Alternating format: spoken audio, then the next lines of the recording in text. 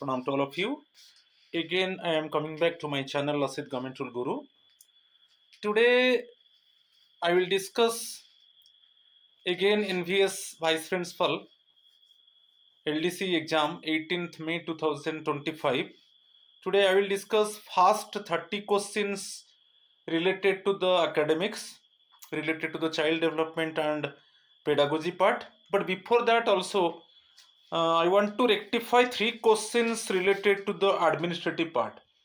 Yesterday already I uploaded 60 questions related to the administrative and finance. But today, out of 60 questions, 3 questions actually I will rectify.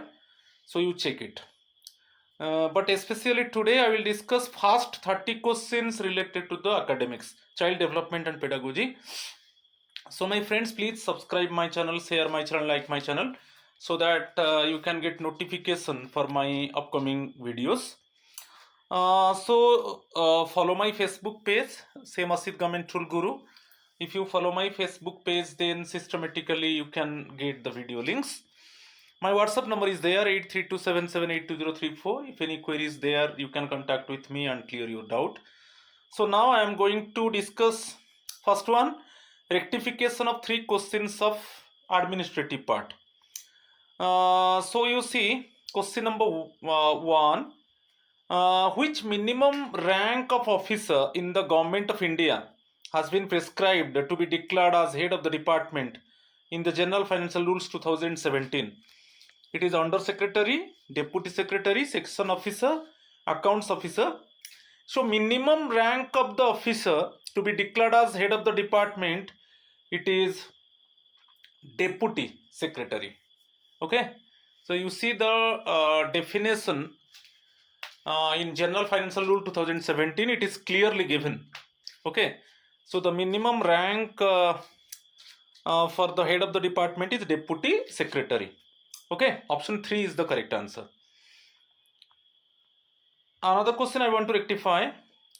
Subject to conditions, what is the amount of each award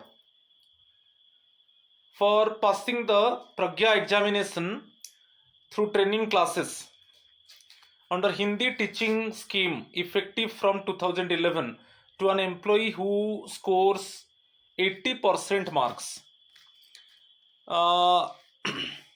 As an employee in training classes, if you attend Pragya examination and scores around 80% marks, then how much amount actually you can get as reward? It is the question. You see, if your score is 70% and more, then you get reward is 2400. Option 2 is the correct answer. Right? So option 2 is the correct answer. Question number 2. Question number 3. Which of the following sets of options is correct with regard to compassionate appointment in NVS?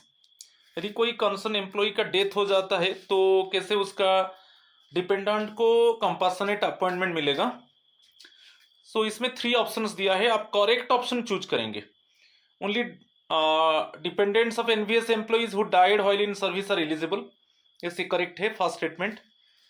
The family must be in a state of penury and without any other means of livelihood.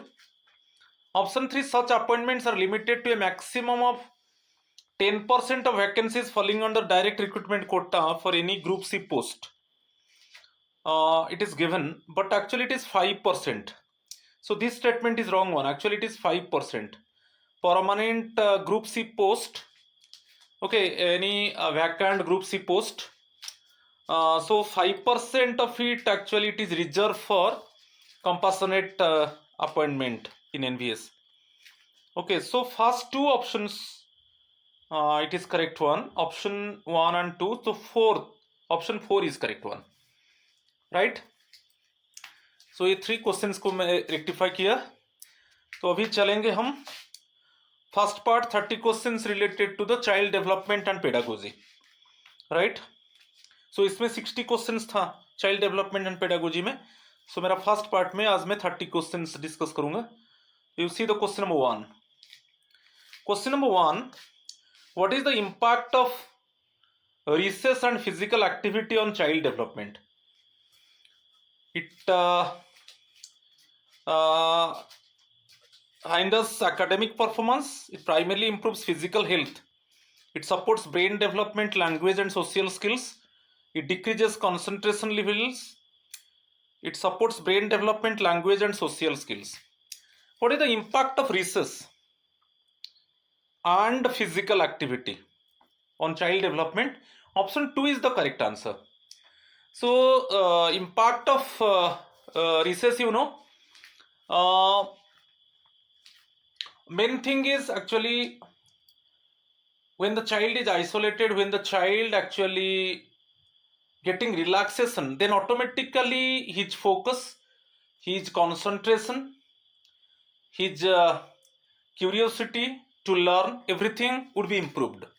Physical activity, definitely due to physical activity, different motor skills will be improved, and the child is active one, okay, and what he learn, actually he retain everything in his mind. So both actually getting relaxation and also physical activity, definitely physical activity, physical health can be improved. Then another one, also brain development, both relaxation and physical activity, language and social skills. So option 2 is the correct answer, right? Question number 2. Which of the following is a consequence of early maturation for boys? Early maturation for boys, they tend to engage in more delinquent behavior, they develop slower social skills, they are less popular, they are less likely to be leaders. Early maturation for boys, it means actually physical development हो जाएगा, और in comparison to the physical development, वो चाहे cognitive development हो, चाहे emotional development हो, ठीक है, चाहे साइकोलॉजिकल डेवलपमेंट हो, वो सेम प्रोपोर्शन में इंप्रूव नहीं होगा. आपका फिजिकल डेवलपमेंट हो जाएगा, ठीक है, मगर in the same proportion of physical development there is no it means cognitive development और इमोशनल डेवलपमेंट, माने उसी प्रोपोर्शन में. Definitely cognitive, emotional development, psychological development is taking place, but not in the same proportion of physical development. तो इसमें main चीज आ जाता है, उसका बिहेवियर चेंजेस आ जाता है. यदि अर्ली मैचुरेशन आ जाता है, थोड़ा उसका बिहेवियर जो है वो एराटिक होता है, अबनॉर्मल होता है, ठीक है. तो option 1 is the correct answer. They tend to engage in more delinquent behaviour यदि अर्ली मैचुरेशन आ जाता है. स्लोयर सोशल स्किल्स, ये नहीं होगा, क्योंकि अर्ली मैचुरेशन से वो ज़्यादा इंटरेक्ट करेगा एल्डर जो लोग हैं उससे, ज़्यादा जो बड़े लोग हैं उनके साथ वो ज़्यादा इंटरेक्ट करेगा, क्योंकि अर्ली मैचुरेशन से वो थोड़ा डोमिनेंट फील करेगा सोसाइटी में.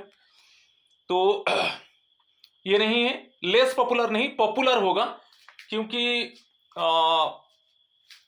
कम एज है और वो लीडिंग ले रहा है और डोमिनेंट हो रहा है, ठीक है. तो वो वेरी पॉपुलर होगा, लेस पॉपुलर नहीं होगा. They are less likely to be leaders, no, वो लीडिंग रोल लेगा, ठीक है. एल्डर जो उसका जो ओल्डर पीयर के साथ वो इंटरेक्ट करेगा, ठीक है. तो ये सब चीज होगा, मगर थोड़ा बिहेवियर अबनॉर्मलिटी आएगा बिहेवियर में, ठीक है, अर्ली मैचुरेशन में, क्योंकि फिजिकल डेवलपमेंट होगा, मगर उसके साथ उसका जो cognitive, emotional, psychological development same proportion में एक्चुअली प्रमोट नहीं होगा. तो option 1 is the correct answer. Question number 3. Parenting styles, what does the term indulgent parenting refers to? Indulgent parenting, जो पेरेंट्स एक्चुअली उनका बच्चों के ऊपर ज्यादा प्रेशर नहीं देते हैं. Those parents actually they do not put more pressure on their children. Okay, their children actually secure less mark. Instead of this, they do not want to take any stern action. They accept it. They motivate their children. Again, they tell their children, again, just you put hard work. Definitely in future you can get achievement. You can definitely secure good mark. But just in the right direction, just you put your lever in that way. They are very much lenient one, indulgent parents. Okay, they are not very serious one. If the child performance is not up to the mark, they are not very much serious one. Okay, always they are motivating their children, always it means what type of demand actually make by the child, immediately they fulfill it. Every time they are very supportive one, they support the children. Okay, so indulgent parenting यहाँ पर आप देख लीजिए, मैं तो थोड़ा बता दिया. Parents were emotionally distant and uninvolved in their children's lifes, ये नहीं है. Parents were strict with many rules and consequences, ये नहीं है. Parents have a balanced approach to warmth and control, ये नहीं है. Parents were overly warm and cater to their children's every need without enforcing rules, ये correct है. Option 4 is the correct answer. ठीक है. क्वेश्चन नंबर 3, चलो question number 4 को चलेंगे. What does the reflective observation stage in experiential learning focus on. एक reflective observation, it means actually when the child think about himself. Okay, he always he think about his performance, right? So it is reflective observation. He think about himself. He needs actually, he try actually best for self growth, and he has some self regulation. Okay, so he has some self confidence, so he think about himself ki what actually he will do so that he can promote himself. Okay, so he can learn more and more, so he ask to himself. Okay, he ask many questions to himself ki how can I promote myself, how can I compete with others, how can I improve my performance. Okay, in that way it is reflective observation stage in experiential learning. So learning by thinking, observing and connecting new experiences to past ones, active participation in the experience, forming opinions without reflection. Actually option 2 is the correct one. Observing and connecting new experiences to past ones. Actually वो कुछ past experience को अभी connect कर रहा है, अभी कुछ new experience के साथ उसका पास्ट एक्सपीरियंस को वो कनेक्ट कर रहा है और वो खुद को देख रहा है. Observing himself and connecting new experiences to past ones, it is reflective observation. So question number 4 जो है option 2 is the correct answer. ठीक है, reflective observation. Question number 5, according to national NEP 2020, what should be the curriculum and pedagogy aimed to develop in students? A deep sense of respect towards the fundamental duties and constitutional values, a focus on competitive exams and individual success, a focus on cognitive abilities and technical skills for job market competitiveness, strict adherence to traditional learning methods. So ये 4 option है. आप M देखिए, NEP का M है, उसमें clearly mention है कि deep sense of respect towards the fundamental duties and constitutional values, ये क्लियरली दिया है. First one, the student must be a responsible citizen of the country. He must aware about the fundamental duties and constitutional values. He must give respect to fundamental duties and constitutional values. He must learn so that in future he can protect the nation. So it's the most important aim of NEP. So deep sense of respect towards the fundamental duties and constitutional values. It is option 1 is the correct answer. Right? Question number 6. What is the goal regarding language in the education system according to the NEP 2020? Language के ऊपर है. To minimize the teaching of foreign language, to promote multilingualism and the power of language in teaching and learning, to focus solely on English as the medium of instruction, to restrict the use of regional languages in education.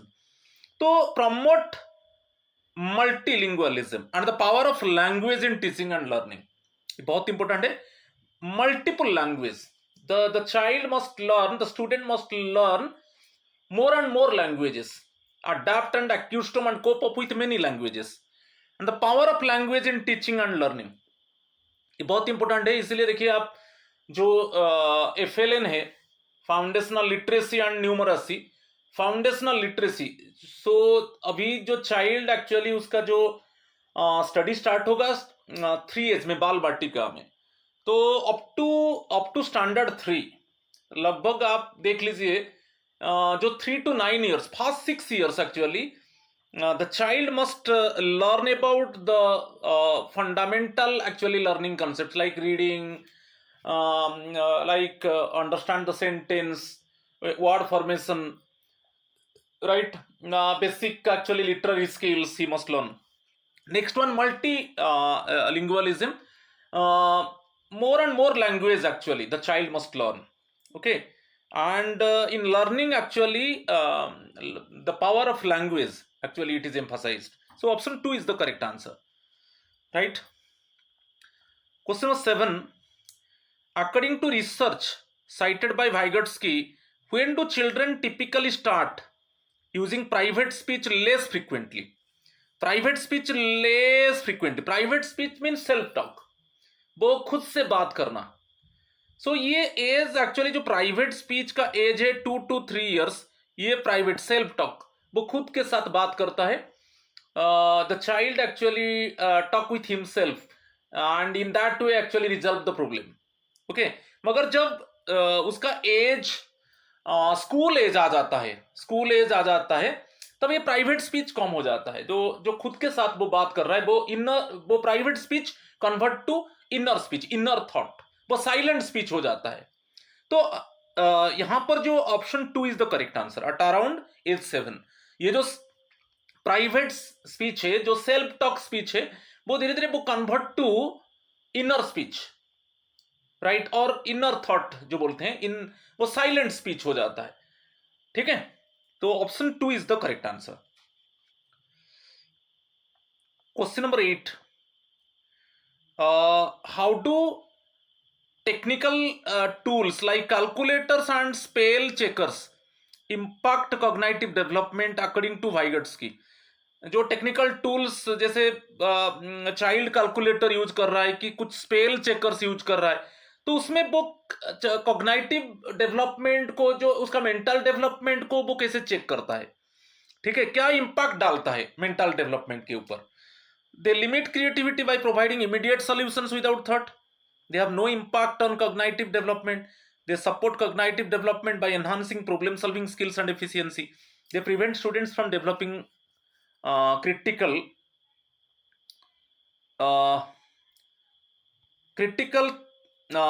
thinking.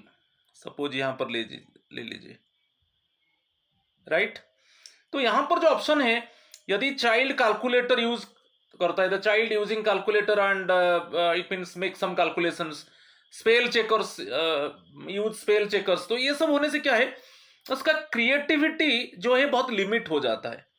By providing, तो immediate solution तो उसका मिल जाता है, मगर उसका thought process के ऊपर actually impact होता है वो ज्यादा।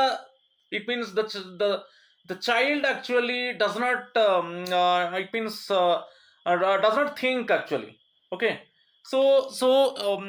He get actually calculators easily to calculate something, and he use the spell checkers easily rectify the spelling.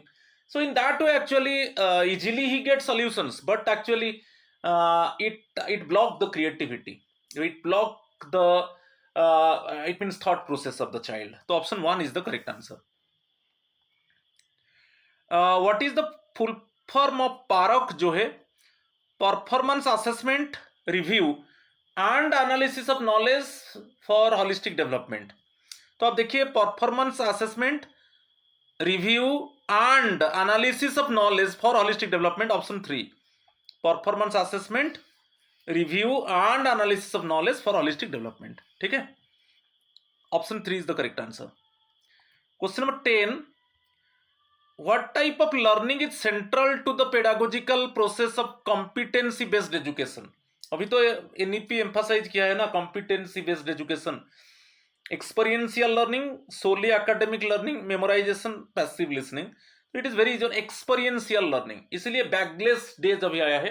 तो बैकलेस डेज में क्या है, जो 6, 7, 8 स्टूडेंट्स है, वो हैंड्स ऑन लर्निंग, जैसे चाहे आर्ट हो, चाहे क्राफ्ट हो, चाहे कारपेंटिंग हो, तो ये सब चीज के ऊपर वो लर्न करेंगे। तो लोकल आर्टिसन, लोकल पेंटर और जो लोकल कारपेंटर है उनको इनवाइट किया जाएगा और वो बेसिक ट्रेनिंग देंगे बच्चों को।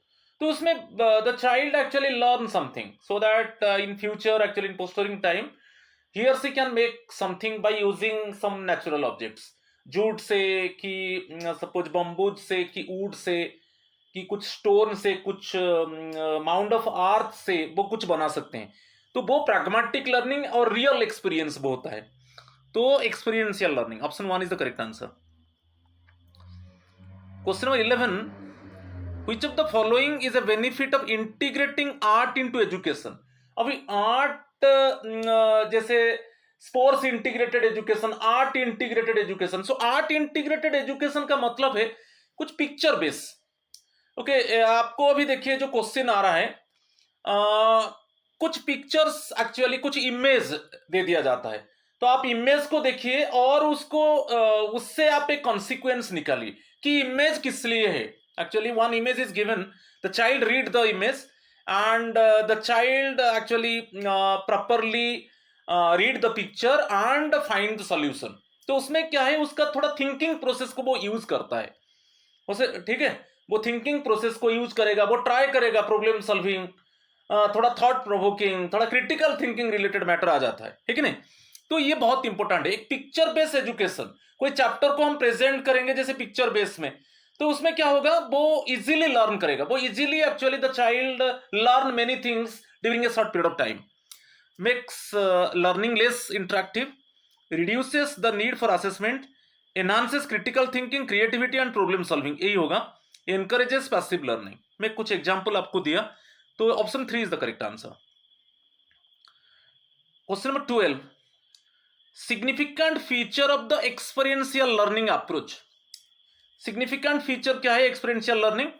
जो रियल एक्सपीरियंस लर्निंग होता है, जो प्रैग्मेटिक लर्निंग होता है, जो प्रैक्टिकल लर्निंग होता है, तो चाइल्ड खुद कुछ लर्न करता है, सीखता है, और उसमें क्या है, वो एक्चुअली रियल एक्सपीरियंस लेता है और उससे वो क्या है, उसको यूज करके, उसको अप्लाई करके वो प्रैक्टिकली साइंटिफिकली कुछ चीज को वो बिल्डअप करता है। तो significant, it is primarily a teacher centred approach, no. It's solely focused on theory, no. It excludes practical and hands-on activities, no. It integrates real life experiences into the learning process. ये है, option 4 is the correct answer. Question number 13, how does competency based education CV support student achievement? आजकल जो competency based education, competency conceptualized learning, the child properly understand the concept and content. Okay, तो ज्यादातर जो अभी जो question आ रहा है, थोड़ा thinking process, the child must use critical thinking, the child actually use his thinking power, use his logical power to solve the problem. तो ये थोड़ा क्वेश्चन मन out of the book question अभी जो आ रहा है, ठीक है। तो उसमें देखेंगे, by relying on traditional methods of teaching, no. By focusing on individual student achievement and measurable learning outcomes, यही होगा। By providing limited or no feedback on progress, by increasing the content volume to challenge students। देखिए, अभी जो CV, जो competency based education, वो ज्यादा content burden नहीं देता है। जो लास्ट ऑप्शन है, कंटेंट बर्डन नहीं देगा, ज्यादा कंटेंट बर्डन नहीं देगा, और फीडबैक होता है। सपोज आप the child actually individually learn something, okay, and then actually it can be measured. तो हम मेजर करते हैं कि चाइल्ड जो लर्न किया वो उसका लेवल क्या है, ठीक है, कितना वो एक्चुअली रियल लाइफ एक्सपीरियंस को वो गेन किया, एक्वायर किया। तो ये सब चीज मेजरेबल है। और individual student achievement, focusing on individual student achievement, तो चाइल्ड कंटेंट को लर्न करता है और उसको अप्लाई करता है, उससे वो एक्चुअली अप्लाई करके वो रियल लाइफ सिचुएशन में एक्चुअली वो कंटेंट को वो यूज करता है, ठीक है। तो फिर अल्टीमेटली उसका आउटकम्स को मेजर किया जाता है। वो जो लर्निंग किया उसी रिलेटेड में कुछ questions, real life experience question आया, वो उसको सॉल्व कर रहा है, और अल्टीमेटली हम उसको मेजर करेंगे कि उसका आउटकम को मेजर करेंगे, ठीक है। तो option 2 is the correct answer. Question number 14, what do constructivist believe about the construction of knowledge. तो कंस्ट्रक्टिविस्ट एक्चुअली उनका बिलीव क्या है construction of knowledge. Knowledge is fixed and does not evolve with experience. All knowledge is objective and universally the same for every learner. Knowledge must be directly transmitted from teacher to student. Knowledge is constructed through the negotiation of meanings between learners and others. Option 4 is the correct answer. देखिए knowledge कभी fix नहीं है।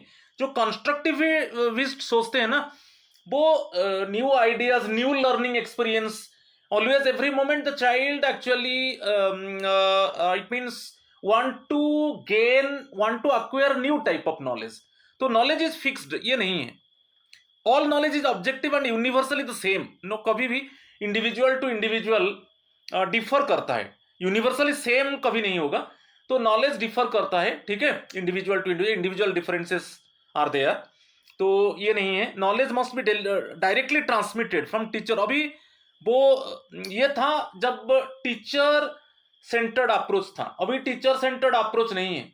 Only teacher classroom में जाएंगे और just they teach to the students and knowledge transmitted from the teacher to student. No, ये नहीं है। कॉन्स्ट्रक्टिविस्ट वो नहीं सोचते। कॉन्स्ट्रक्टिविस्ट वो सोचते हैं कि हाँ, एक टीचर एक मीडियम है जो कुछ इंफॉर्मेशन देता है, और child actually he must try and individually he want to gain something, he want to gain some new experience, he want to gain some new ideas, he interact with the teachers and getting some information and he apply that information to find another new type of experience, right? तो यहां पर क्या है, knowledge is constructed through the negotiation of meanings and between learners and others. जैसे जो child है वो interact करता है, interact with teachers, interact with parents, interact with relatives, interact with peer group, interact with elders. तो उसमें क्या है, वो कुछ नॉलेज वो ये जो इंटरेक्शन से क्या है वो नॉलेज एक्वायर करता है, ठीक है। कभी कभी कुछ टॉपिक के ऊपर वो टीचर के साथ कंसल्ट करता है और डिफरेंट एंगल से क्वेश्चन पूछता है, वही पेरेंट्स से कुछ क्वेश्चन पूछता है, जैसे पीयर ग्रुप में उनका एक कोलैबोरेटिव में बहुत कुछ डिस्कशन होता है। तो ये सब है, knowledge is constructed through the negotiation of meanings between learners and others. Option 4 is the correct answer. Question number 15, in the context of radical constructivism which of the following would be a problem for educators. यहां पर जो आ गया radical constructivism, इसमें problem क्या है, question को समझिए। Which of the following would be a problem for educators. क्या प्रॉब्लम है एडुकेटर्स के लिए in the context of radical constructivism? Teachers should focus on helping students form their own understanding of knowledge without intervention. All students should arrive at the same understanding of knowledge. Misconceptions are treated as equally valid as correct knowledge. Teachers must limit social interaction to ensure independent thinking. तो इसमें जो है what would be the problem for educators वो पूछा है। तो problem for educators it is in the context of radical constructivism ये है, all students should arrive at the same understanding. कभी ये नहीं है। कंस्ट्रक्टिविस्ट जो है ना, रेडिकल कंस्ट्रक्टिविस्ट, वो ये सोचते हैं कि कभी सेम अंडरस्टैंडिंग ऑफ नॉलेज नहीं होगा, नॉलेज डिफर करेगा, ठीक है। तो it means individual to individual actually जो नॉलेज एक्वायर होगा वो डिफरेंट होगा, वो उसमें डिस्क्रिमिनेशन रहेगा। सेम अंडरस्टैंडिंग ऑफ नॉलेज ये नहीं हम देखेंगे। ये होता तो फिर हम क्यों अभी हम बोल रहे हैं कि जैसे सपोर्टिव लर्नर से कि स्लो लर्नर से, ये सब उनके लिए different set of questions prepare हो रहा है। तो जो कंस्ट्रक्टिविज्म है उनका जो मेन जो थिंकिंग है कि actually individual to individual difference होता है। एक इंडिविजुअल स्टूडेंट वो एक्चुअली ही think actually about his development, okay, it means by interacting with teachers, parents, ठीक है। तो इस सेम अंडरस्टैंडिंग ऑफ नॉलेज को वो बिलीव नहीं करते हैं रेडिकल कंस्ट्रक्ट। अदर थिंग्स जो है वो प्रॉब्लम नहीं है, मगर यहाँ पर जो प्रॉब्लम है एडुकेटर्स के लिए in the context of radical वो ये है कि all students should arrive at the same understanding of knowledge. तो ये प्रॉब्लम है, option 2 is the correct answer. Question number 16, what is the role of social negotiation in constructivist teaching? social negotiation in constructivist teaching, it encourages learners to passively receive knowledge from peers, ये नहीं होगा। it involves shared responsibility allowing learners to collaborate and construct meaning together, ये ठीक होगा। it is irrelevant to the learning process, it focuses only on individual learning without interaction with others। तो देखिए second option है, जो social negotiation है, एक collaboration होता है, ठीक है। तो इट मीन्स एक पीयर ग्रुप में उनके बीच में कोलाबोरेशन है, वो वेराइटीज ऑफ एंगल से वो डिस्कशन करते हैं, उसमें वो नॉलेज कंस्ट्रक्ट होता है, वही it mean involve shared responsibility allowing learners to collaborate and construct meaning together, ठीक है। तो ये पीयर ग्रुप का जो कोलाबोरेशन है, they discuss among each other and it means they share their own ideas, own thinking, and it must be different type of ideas, different thinking mix up, and then in that way actually new type of experience, new type of knowledge actually constructed। तो option 2 is the correct answer। Question 17, how do cognitive theorists and behavioral theorists differ in their perception of reinforcement? तो reinforcement आप Skinner का theory में reinforcement punishment, reinforcement means actually to increase good behavior। जैसे हम ये बोलते हैं कि चाइल्ड को कि तू if you secure 80% you will get 5 toffees, मैं तुझे 5 टॉफीज दे दूंगा यदि तू 80% सिक्योर करेगा। तो एक रिवार्ड है, जब हम रिवार्ड दे देते हैं तो ऑटोमेटिकली वो चाइल्ड मोटिवेट हो जाता है, ठीक है, और वो थोड़ा लेबर करता है कि वो ये डिटेक्ट कर चुका है कि मेरा परफॉर्मेंस और अच्छा होगा और मुझे और ज्यादा टॉफी मेरा फादर देंगे। तो ये reinforcement increase the behaviour, punishment जो है रिड्यूस द बिहेवियर। तो ये जो रीइंफोर्समेंट के ऊपर क्या है, cognitive theorist and behaviour theorist का डिफरेंस क्या है? Cognitive theorists view reinforcement as a method for strengthening responses, while behavioral theorists see it as a source of information about future outcomes. Both cognitive and behavioral theorists believe reinforcement is only about academic achievement. Both cognitive and behavioral theorists ignore reinforcement in the learning process. Behavioral theorists view reinforcement as a source of information about future outcomes, while cognitive theorists see it as a method for strengthening responses. तो यहां पर एक देखिए option 4 is the correct answer. First हम देखेंगे reinforcement का बात आएगा तो फर्स्ट बिहेवियरल थ्योरिस्ट, ये स्किनर है कि आपका जो वाटसन है, ये एक्चुअली इनिशियली जो डिफरेंट टाइप्स ऑफ बिहेवियर के ऊपर वो एम्फसाइज किए हैं, जैसे रीइंफोर्समेंट स्किनर का थ्योरी में है, ठीक है। तो फिर उसके बाद उसको कॉग्निटिव थ्योरिस्ट ने उसको बिहेवियर को प्रेजेंट किया, ठीक है। तो फर्स्ट ऑप्शन फोर्थ ऑप्शन प्राय लगभग सेम आपको लगेगा, मगर actually fourth option correct one, क्योंकि फर्स्ट एक्चुअली जो रीइंफोर्समेंट के ऊपर व्यू आया वो बिहेवियरल थ्योरिस्ट ने दे दिया, स्किनर ने दे दिया।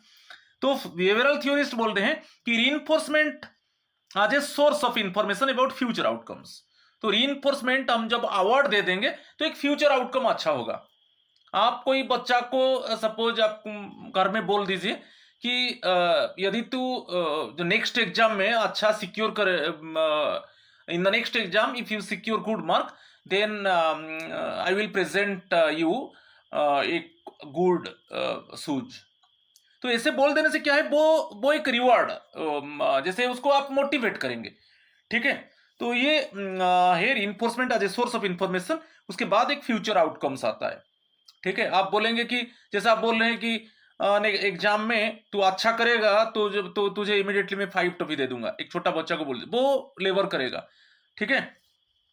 तो ये है कॉग्निटिव थ्योरिस्ट। उसके बाद में आगे method for strengthening responses, cognitive theorist see it as a method, वो बेसिकली रीइंफोर्समेंट को कैसे देखते हैं, it is as a method for strengthening responses. तो option 4 is the correct answer. मगर आपको 1 and 4 ऑप्शन बोथ सेम लगेगा, मगर एक्चुअली आंसर इज 4, क्योंकि रीइंफोर्समेंट का थ्योरी को फर्स्ट बिहेवियर जो बिहेवियरल थ्योरिस्ट है वो स्किनर जो है वो फर्स्ट उसको डिस्कस किए थे। ठीक है,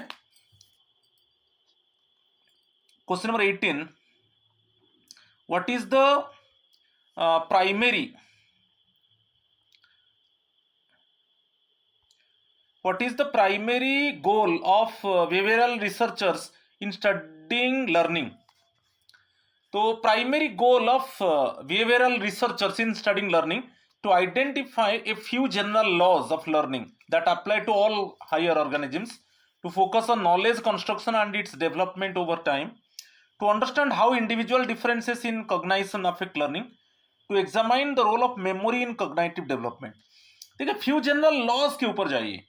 जो बिहेवियरल रिसर्चर है वो कुछ फ्यू जनरल लॉज है, लॉज ऑफ लर्निंग है, उसको वो अप्लाई करना चाहते हैं।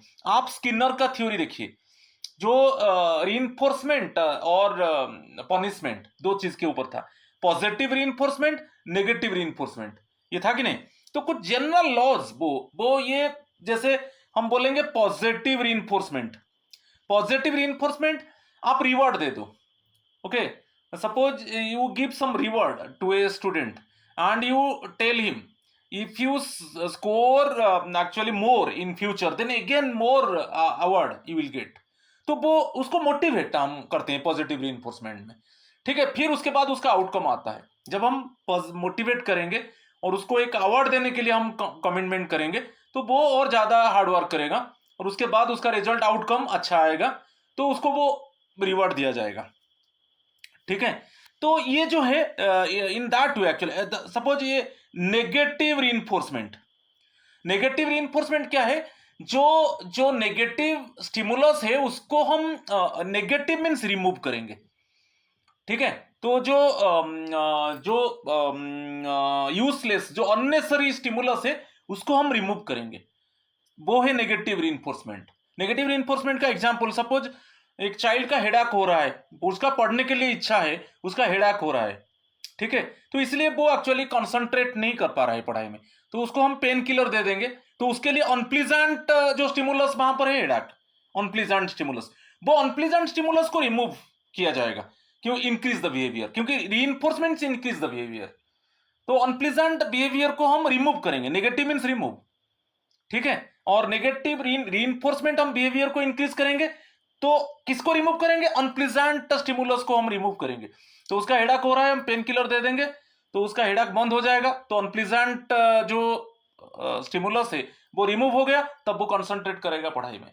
ठीक है, तो ये है, ये जो कुछ जनरल लॉज लाए हैं वो उसको higher organisms, all higher organisms में अप्लाई करने के लिए ट्राई कर रहे हैं। ठीक है, option 1 is the correct answer. Question number 19, according to the cognitive view of learning, what is learned first before changes in behavior are possible?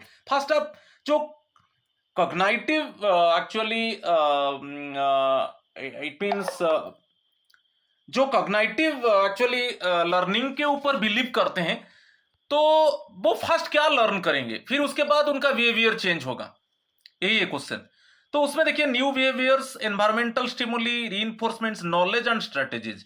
तो जो कॉग्निटिविस्ट है वो ये सोचते हैं कि फर्स्ट हम एक्वायर करेंगे, लर्न करेंगे नॉलेज एंड स्ट्रेटेजी, फिर उसमें हमारा क्या है ना, हमारा बिहेवियर चेंज होगा।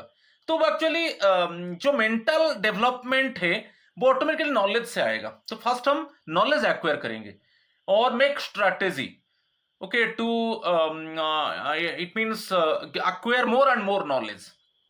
तो इससे क्या होगा ना, हमारा फ्यूचर बिहेवियर में चेंजेस आएगा। तो option 4 is the correct answer. Question number 20, what do learners typically evaluate while analysing there learning task? जब जो लर्नर्स है वो कैसे टिपिकली एवेल्युएट करेंगे, उनका एवेल्युएशन प्रोसीजर क्या रहेगा? While analysing there learning task को वो कैसे एनालाइज करेंगे? The conditions and resources that influence how they approach the task, their overall emotional responses to the task, the specific learning strategies they will use, the goals they aim to achieve in the task। तो यहां पर जो है 4 options, आप option 1 correct है। तो वो क्या एनालाइज करेंगे कि कंडीशंस क्या हैं, क्या कंडीशंस था, क्या मेरा उस समय एनवायरमेंटल कंडीशन ठीक था, ठीक है।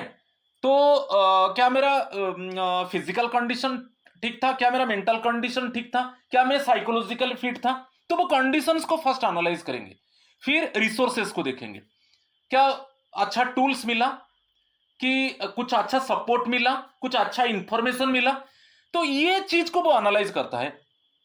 ठीक है, that influence how they approach the task. तो ये है व्हाइल एनालाइजिंग, जब वो इवेलुएट करता है ये सब कंडीशंस रिसोर्सेस को एनालाइज करता है कि मेरा ये परफॉर्मेंस आया, तो वो देखता है मेरा performance up to the mark नहीं आया, सपोज कि I could not qualify the examination, तो क्या था मेरा कंडीशन उस समय, क्या था जब मैं प्रिपेयर कर रहा था, क्या मेरे लिए एनवायरमेंटल कंडीशन ठीक था, मैं फिजिकली फिट था, क्या मैं मेंटली फिट था, कि रिसोर्सेस एक्चुअली उस समय मुझे जो टूल्स मिलना था वो मिला, कि मुझे जो सपोर्ट मिलना था मिला, कि मुझे जो इंफॉर्मेशन मिलना था वो मिला। तो वो उसको इस चीज को एनालाइज करके, ओके, एक इवेलुएट करके वो एक्चुअली एनालाइज करता है कि मेरा फेल्योर का कारण क्या है। ठीक है, तो option 1 is the correct answer. Question number 21, what is the role of a self regulated learner in the learning process. एक सेल्फ रेगुलेटेड लर्नर का लर्निंग प्रोसेस क्या है? To control factors influencing how they learn and make adjustments as needed, to be passive and rely on the teacher for all guidance, to memorize and recall information without analyzing it, to follow present instructions without altering their approach. तो first one is correct one, to control factors influencing how they learn and make adjustments as needed. ठीक है, जो learning को जो जो factors actually influence करता है उसमें कंट्रोल लाना और एडजस्टमेंट करना। ठीक है, ये सेल्फ रेगुलेटेड लर्नर का मेन जो लर्निंग प्रोसेस होता है, वो सोचता है कि क्या क्या फैक्टर्स है जो मेरा लर्निंग को अफेक्ट करेगा। तो उसको कुछ नेगेटिव फैक्टर्स है, वो चाहता है कि नेगेटिव फैक्टर्स को वो कैसे कंट्रोल करेगा। जैसे नेगेटिव फैक्टर उसको नेगेटिव इंपैक्ट नहीं देगा लर्निंग में, और उसके साथ वो एडजस्टमेंट खुद को एडजस्ट करेगा। सभी समय वो क्या है, पॉजिटिव फैक्टर्स को वो एक्सेप्ट करेगा। ठीक है, option 1 is the correct answer. Question number 22, which global agenda is reflected in India's educational goals, particularly in relation to sustainable development? आप बहुत पॉपुलर है SDG 4। SDG 4 में जो sustainable development means sustainable development goal 4 है, इसमें clearly mention है quality education, inclusive education, right, and it means equitable education. तो ये सब चीज को एम्फसाइज किया है, और एक बोला है कि जो लर्निंग है वो लाइफ लॉन्ग अपॉर्चुनिटीज होना चाहिए। ठीक है, the learning should be the life long opportunities, it means for all. तो ये जो SDG 4 बहुत इंपॉर्टेंट है, इसमें बेसिकली मैं जो 2 पॉइंट्स बताया उसको आप ध्यान दीजिए। It emphasised on quality education, it emphasised on inclusive education, it emphasised on equitable education. ठीक है, और इट मीन्स एक लाइफ लॉन्ग अपॉर्चुनिटीज होगा, जो बेसिकली होगा, जो लर्निंग होगा वो एक लाइफ लॉन्ग अपॉर्चुनिटीज होगा। ठीक है, तो option 3 is the correct answer. Question number 23, what is the primary goal of universal education in India according to NEP 2020? To develop a skilled workforce, to promote cultural preservation, to increase the country's population growth, to ensure equitable access to quality education for all learners. Fourth one, एक है quality education, next one equitable access। सबको equally actually सबको education access होगा और education quality रहेगा, ये mainly universal education. So in case of education there is no discrimination कि the child belongs to a poor family, कि child belongs to a rich family, कि the child belongs to a very poor social background, the child belongs to a very rich social background, ये नहीं देखा जाएगा। equitable education should be given, okay, so education actually should be qualitative one, तो option 4 is the correct answer। Question number 24, Vygotsky के ऊपर बहुत question है। According to Vygotsky, how does private speech contribute to cognitive development? Private speech, एक छोटा बच्चा जैसे age group 2 to 3 years child है, सेल्फ टॉक का बात आता है, तो in that way actually he want to control actually self regulation, and he want to control his thinking and he want to solve the problem. जो private speech जो 2 to 3 years child, okay, self talk का बात आता है, तो वो कैसे cognitive development को कंट्रीब्यूट करता है, क्या कैसे कंट्रीब्यूट करता है, तो वो देखेंगे। It is the way for children to entertain themselves without any cognitive benefits. It helps children regulate their own thinking and behaviour leading to self regulation, यही होगा। It is irrelevant to cognitive growth and does not help with problem solving. It is a sign of cognitive immaturity and should be eliminated. तो option 2 is the correct answer, right. It helps children regulate their own thinking.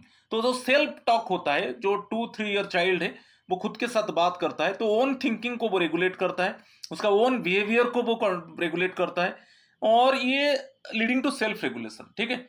वो खुद के साथ बात करता है, तो धीरे धीरे वो प्राइवेट स्पीच जब एज उसको 7 आ जाता है अराउंड, जब स्कूल एज में, वो क्या करता है, वो एक साइलेंट स्पीच हो जाता है, ठीक है। तो यहां पर option 2 is the correct answer.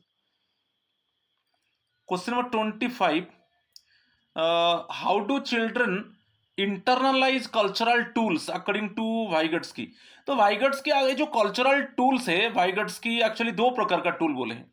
एक है फिजिकल टूल और एक है सिंबॉलिक टूल, सिंबॉलिक है, ठीक है। तो फिजिकल में जैसे आपका बुक है, कि पेन है, कि एराजर है, कि ज्योमेट्री बॉक्स है, ये सब फिजिकल टूल आ जाता है। सिंबॉलिक में आपका लैंग्वेज है, या आर्ट है, म्यूजिक है, ये सब सिंबॉलिक आ जाता है। So how do children internalise cultural tools according to Vygotsky? by practicing with the tools without needing external interaction or guidance, by memorizing facts and repeating them without modification, through direct interaction with cultural tools and through social exchanges with adults or more capable peers, यही होगा, by learning solely through passive observation। तो through direct interaction with cultural tools and through social exchanges. तो social interaction जो है main होता है language, तो language एक किस में आता है, सिंबॉलिक टूल में आता है लैंग्वेज, ठीक है। तो वो जितना सोशली इंटरेक्ट करेगा, ओके, द चाइल्ड पीयर्स के साथ इंटरेक्ट करेगा, पेरेंट्स के साथ, टीचर के साथ, तो उसमें क्या होगा, उसका कॉग्निटिव मेंटल डेवलपमेंट होगा, ठीक है। तो option 3 is the correct answer. Question number 26, what is the primary function of technical tools in cognitive development according to Vygotsky's theory? Technical tools in cognitive development, they provide a framework for understanding emotional development, they help children learn physical skills such as walking or running, they limit cognitive development by focusing on rote memorization, they assist in solving problems and developing cognitive skills by interacting with the environment। Option 4 जो function of technical tools आता है, ठीक है। तो technical tools जैसे calculator से, कि जैसे स्पेलिंग चेकर से, तो ये सब क्या है, प्रॉब्लम इजीली सॉल्व होता है। Developing cognitive skills by interacting with the environment, they assist in solving. तो बेसिकली जो टेक्निकल टूल्स है, ओके, उसमें क्या होता है, प्रॉब्लम सॉल्व होता है। अभी के टेक्निकल टूल जैसे हम देखेंगे, हम एंड्रॉयड फोन में हम जैसे ब्राउजिंग करते हैं और हमको कुछ इंफॉर्मेशन मिल जाता है, तो उसमें बहुत कुछ इंफॉर्मेशन, एक टॉपिक हम कंटेंट को ढूंढते हैं, उसमें हमको बहुत कंप्लीट इंफॉर्मेशन मिल जाता है। तो solving problems and developing cognitive skills by interacting with the environment, तो option 4 is the correct answer. तो interacting with the environment means वही है, आपको कोई टेक्निकल टूल के ऊपर नॉलेज एक्वायर करना है, तो आपको ट्रेनिंग लेना है, first to up to date knowledge, first you to how can you cope up with the technical tool. So you must first one you must take training, ठीक है ना। तो वो related to the interacting the environment, वो वहां पर actually आप trainer के साथ इंटरेक्ट करेंगे और उससे आप लर्न करेंगे कि टेक्निकल टूल्स को आप कैसे यूज करोगे, ठीक है। फिर आप उसको यूज करके आपका प्रॉब्लम सॉल्व होगा, और उसमें आपको बहुत कुछ इंफॉर्मेशन मिलेगा, और आपका वो mental development slowly gradually develop होगा, ठीक है। तो option 4 is the correct answer. 27, how does a positive school ethos benefit staff in schools? Positive ethos, it reduces staff burnout and attrition, it increases workplace conflicts, demotivates staff from engaging in work, it causes a decrease in teacher motivation। ये सब wrong है। First one, जो positive school ethos है, उसमें क्या है, जो staff burnout, जो टायर फील करता है, वो sometimes the staff feeling tired and feeling weak, ये नहीं रहेगा।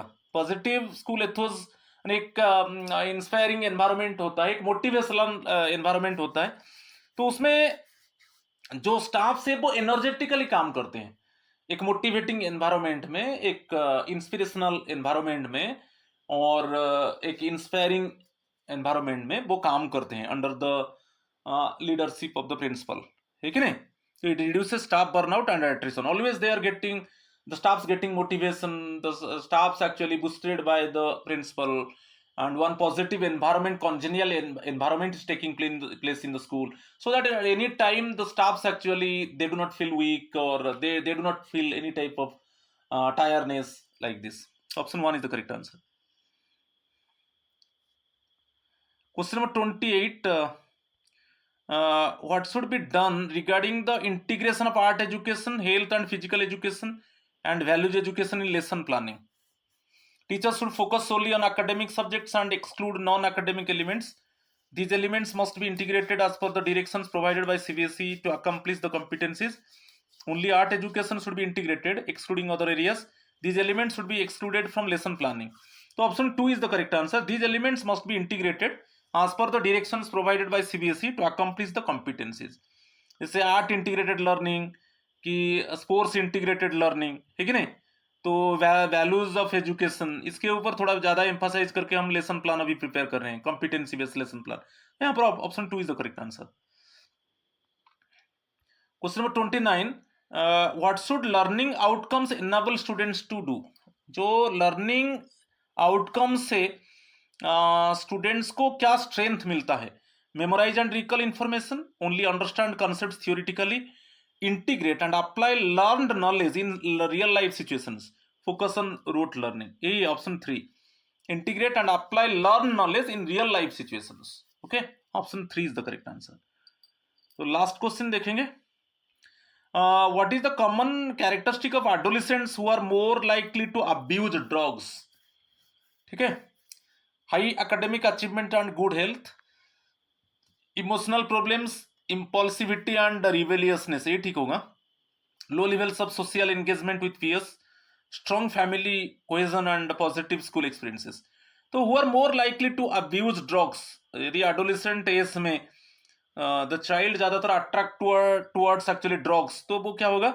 इमोशनल प्रॉब्लम अराइज होगा, और वो रिबेलियस नेचर उसका डेवलप होगा। ओके, इम्पल्सिविटी माने सडनली वो क्या है, कुछ कुछ माने ज्यादातर क्या है, वो फियर फैक्टर फेस करेगा, कोई छोटा मोटा चीज को वो ठीक से सॉल्व नहीं कर पाएगा, तो ये सब चीज आएगा। तो option 2 is the correct answer. तो इसमें फास्ट 30 क्वेश्चंस को मैं डिस्कस किया, और उसमें जो yesterday I uploaded the administration and finance, उसका 3 क्वेश्चंस थोड़ा उसमें रेक्टिफिकेशन किया। तो पार्ट 2 को आप वेट कीजिए, तो very next day I will upload 31 to 60, okay, related to the academics. आज इतना ही है, थैंक यू एंड नमस्कार टू ऑल ऑफ यू।